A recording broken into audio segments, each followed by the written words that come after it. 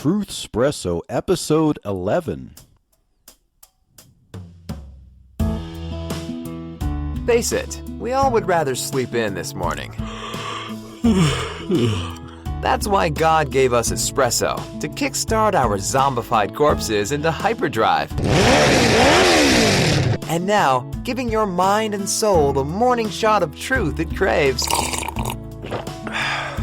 This is Truthspresso with Daniel Minnick.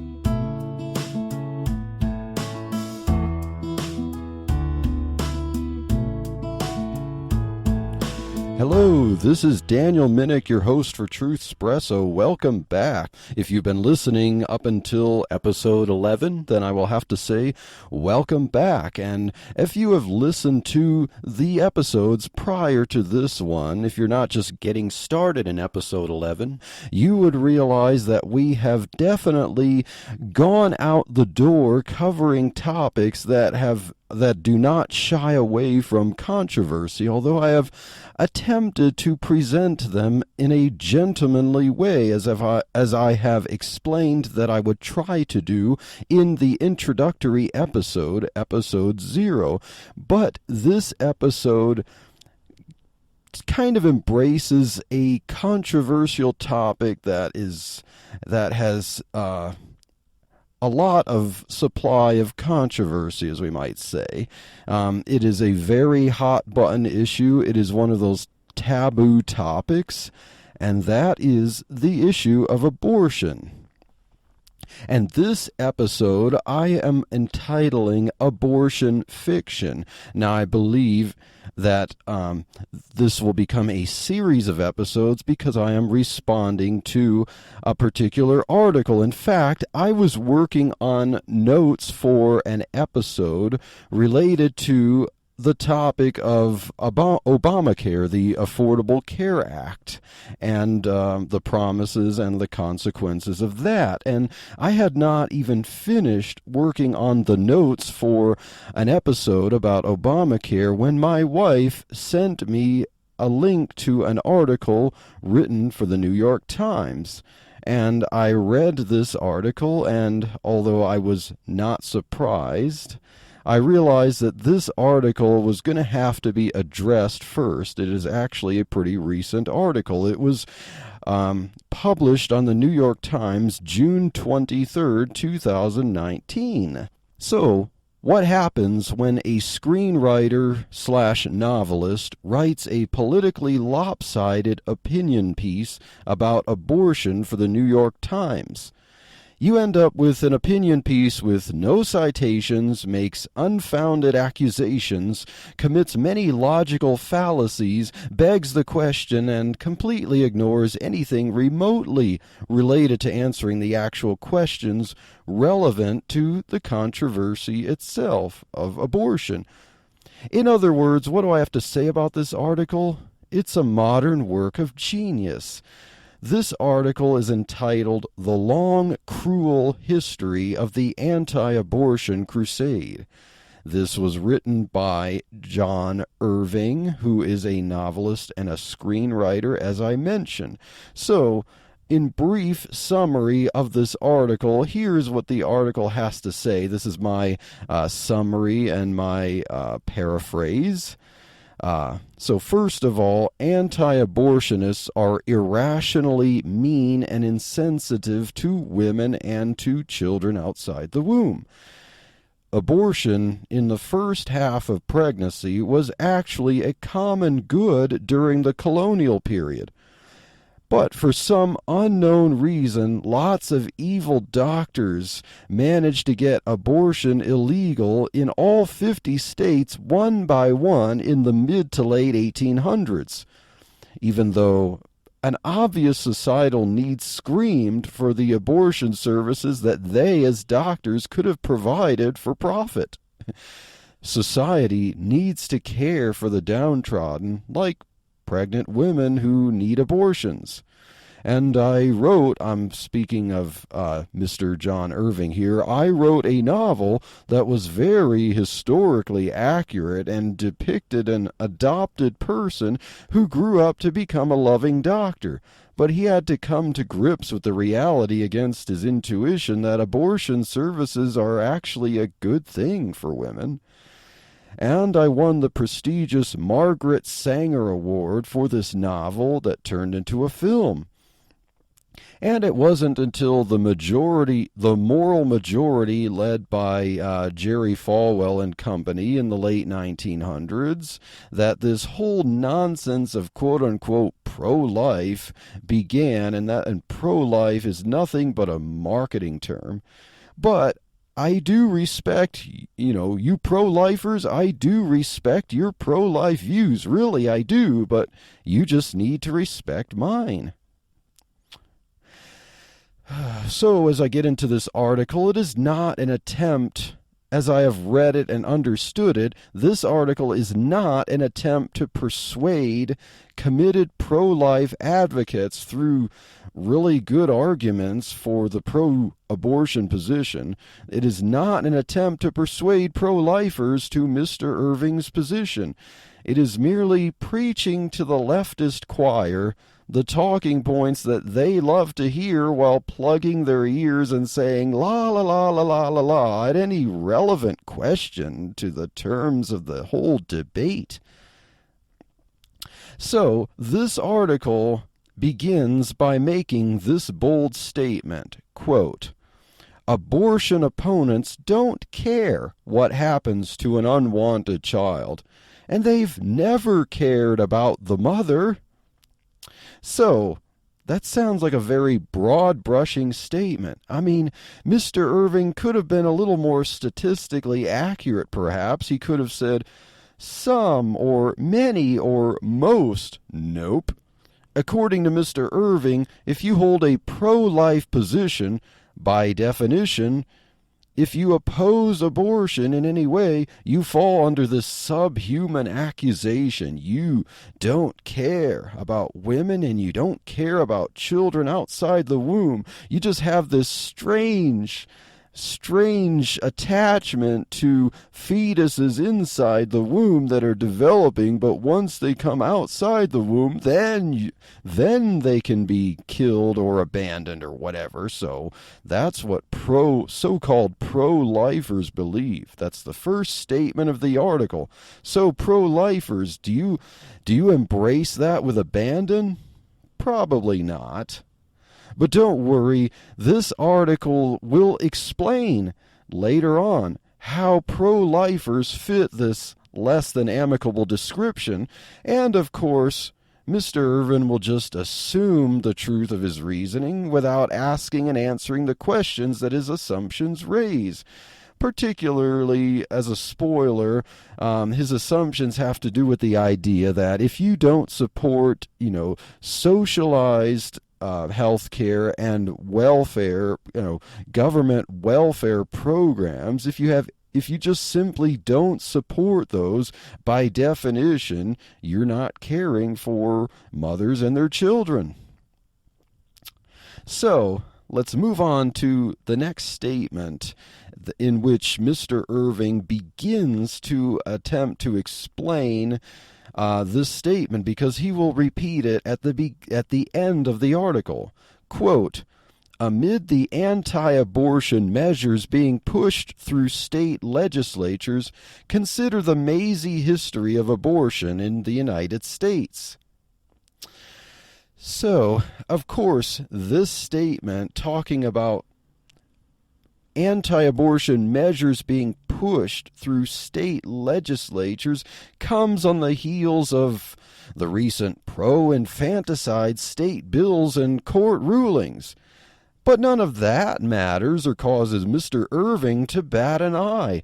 The only matter of concern is the fact that there are anti-abortion measures being pushed through state legislatures.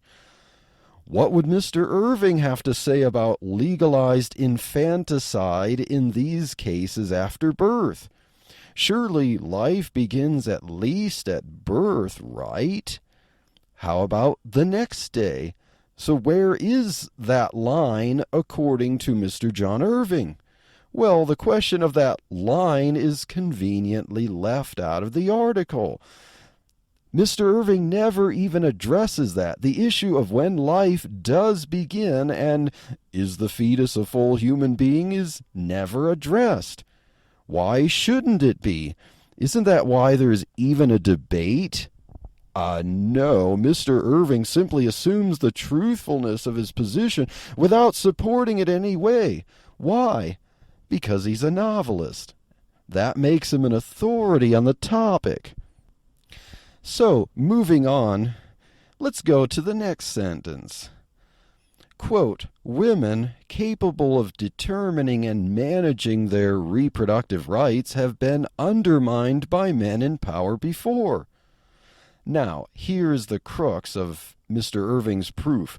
Women being oppressed by quote-unquote men in power. It doesn't even address, this article does not even address the issue of what is the unborn. Is a human life innocent of any capital crime to society being snuffed against its will because it has no choice about being conceived in the womb and cannot even voice its opinion, and is there potentially any pain or destruction of actual life? No, it's all about men in power. For some odd reason, men just gravitate toward a fetus fetish for the sole purpose of controlling women. The question of what is the unborn never crosses the minds of these men or Mr. Irving, or if it does cross their minds, it is only an excuse to control women for the mere unexplainable purpose of controlling them. For some unknown reason, many men just want to deny women reproductive rights because it's something that they allegedly enjoy, but they don't want women to enjoy. Now, you'd think men would like their wives to love them a little bit more if that's all it was about, was just giving them their rights, but for some reason men just like to control women when they get power, and we need to deprive them of that power so that they can no longer control women for inexplicable reasons.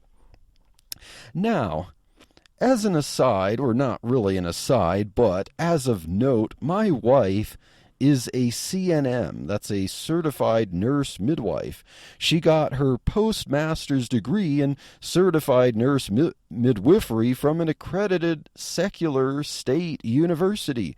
She has delivered over 100 babies, so I think she knows a little bit about women's health here and what a baby is, what a fetus is, and the delivery process. And she is 100% pro-life.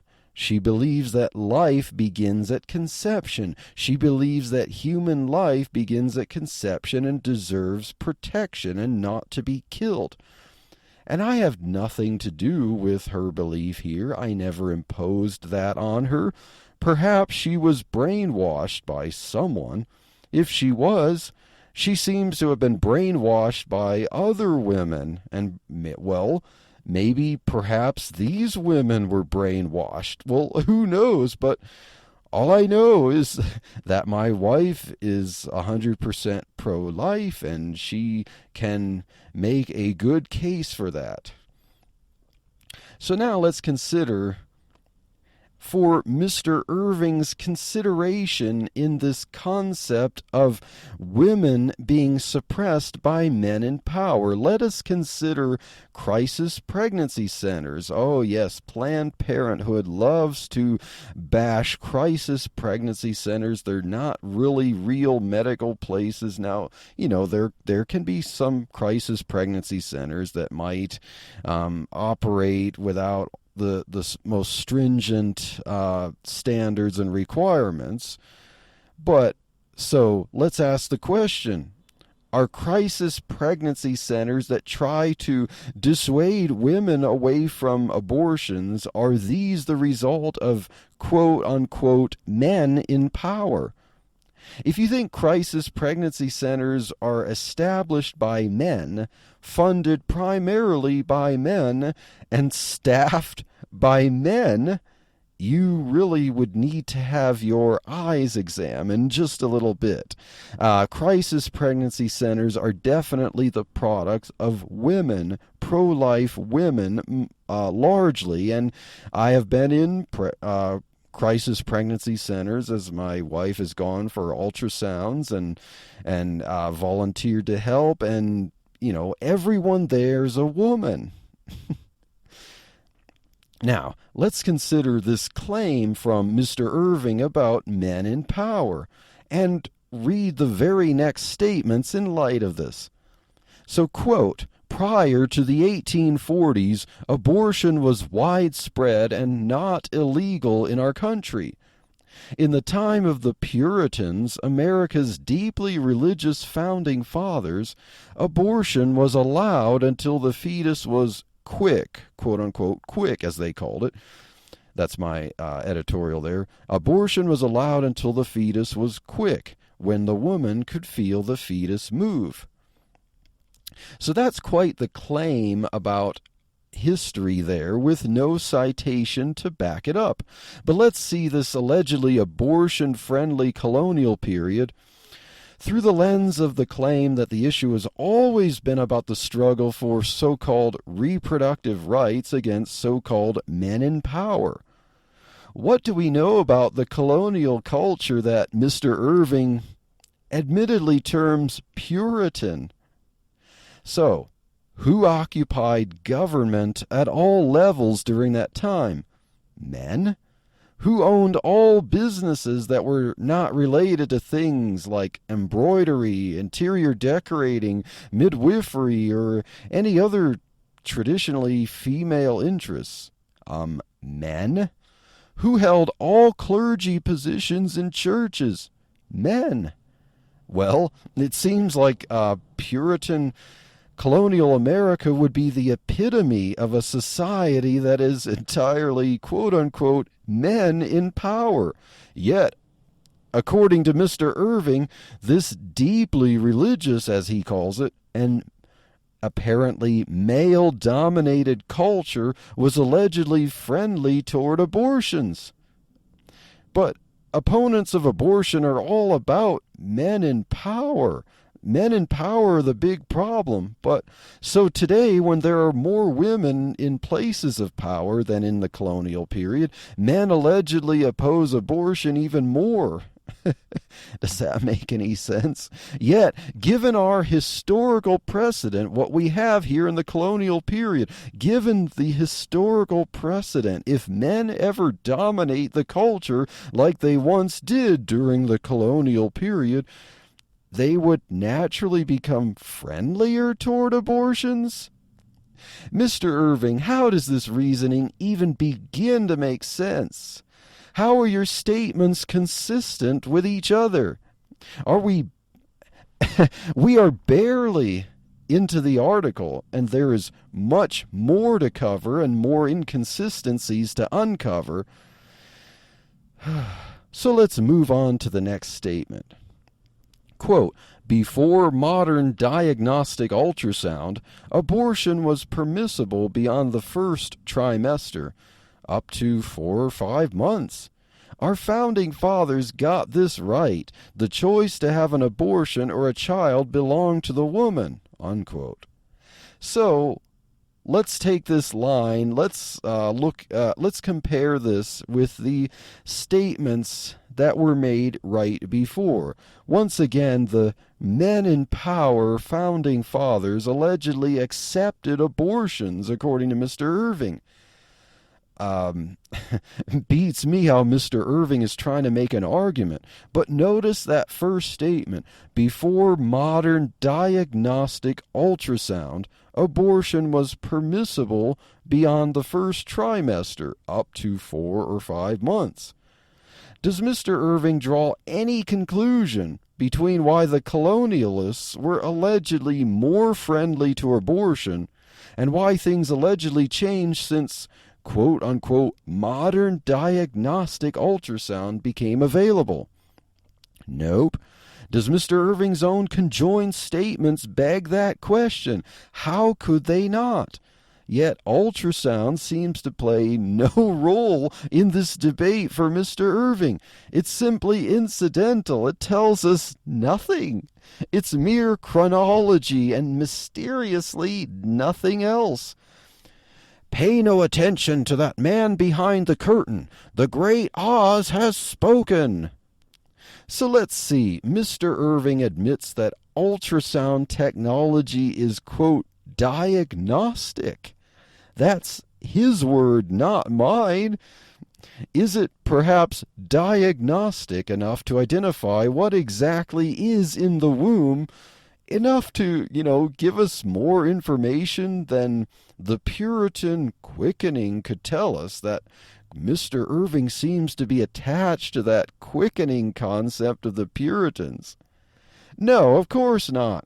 Could it influence whether we know that a living human being with a beating heart is present at only 5 weeks? Not a chance. It's irrelevant. Ultrasound is merely a diagnostic tool for genetic anomalies. And, of course, it's also a modern means by which men in power lord over women for no other apparent reason than to lord over women. I am, of course, being sarcastic, but how is that unlike the hidden conclusion Mr. Irving expects us to see with these statements that demand no causal connection? Ultrasound is modern and diagnostic, and before that, abortions were okay, at least in Mr. Irving's understanding of history, but he draws no conclusion between the two. Consider what Mr. Irving wants us to believe about our allegedly abortion-friendly, yet ironically men in power ancestors. He claims that they got this right because of their view of quickening when the mother feels the baby kick. In other words, they were right precisely because they were ignorant. This is exactly what Mr. Irving is suggesting. After all, ultrasound is diagnostic in a way that quickening could not be. But why would ignorance make one right? Well, according to Mr. Irving, what is right is that, quote, the choice to have an abortion or a child belonged to the woman, unquote. But why is that right, Mr. Irving? Do you have a basis for that? Why would ignorance make one right? Doesn't modern science demonstrate that bloodletting is not right because we now know more about how the human body works? And shouldn't modern diagnostic ultrasound, as Mr. Irving calls it, wouldn't modern diagnostic ultrasound help us to figure out what is right about the issue of abortion? Mr. Irving clearly wants to have his cake and eat it too. On one hand, he would criticize the ignorance of deeply religious colonial Americans for their quaint ideas of God, creation, morality, and society against the so-called scientific evidence that is available today, right? Yet he also wants to reward the colonialists with being right on supporting early abortions, precisely because they were ignorant of the information that scientific advancements give us through modern diagnostic ultrasound. Please be consistent, Mr. Irving.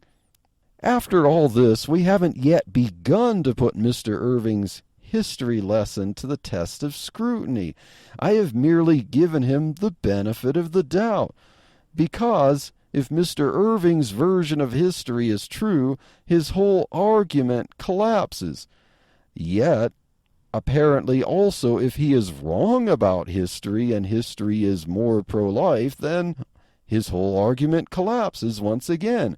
So Mr. Irving's stuck in a quandary. He has no way to defend his reasoning. If history was friendly to abortions, then Doesn't modern diagnostic ultrasound show that maybe they were wrong?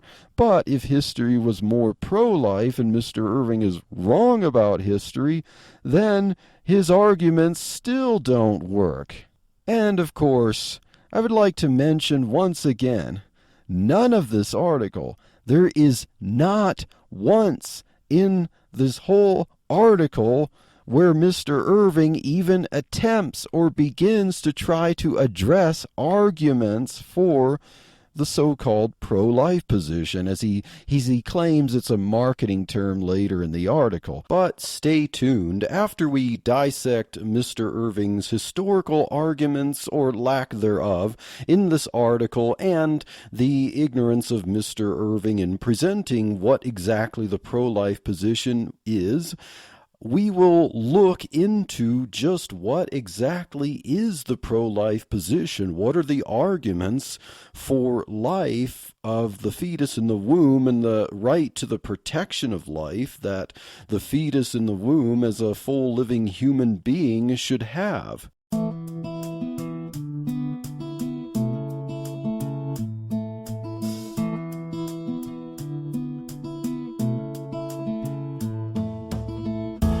Thank you for waking up with Truthspresso. Good morning, and God bless your day. Hey friends, Daniel Minnick here again. If you liked waking up to this episode of Truthspresso, I would appreciate it if you would rate it on iTunes, Stitcher, and Google Play.